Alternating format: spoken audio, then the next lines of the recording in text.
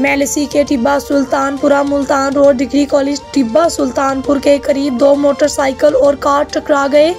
Rescue 1112 Vehari को इतला मिलते ही रेस्क्यू 1112 टिब्बा सुल्तानपुर और गढ़ा मोड़ की एम्बुलेंसेस मौका पर पहुंच गई। हादसे का शिकार होने वालों को फौरी तौर पर फर्स्ट एड फराहम करने के बाद रेस्क्यू 1112 के जवानों ने जख्मियों और जहांबग खातून को टिब्बा सुल्तानपुर RHC मुंतकिल कर दिया। कार सवार वेहाड़ी से मुल्तान की तरफ जा रहे थे और मुल्तान की तरफ से 2 मोटरसाइकिल्स सामने से कार के साथ टकरा गईं। एक मोटरसाइकिल पर सवार 5 बच्चे और मियां बीवी लोधरा के रहायशी बताए जा रहे हैं।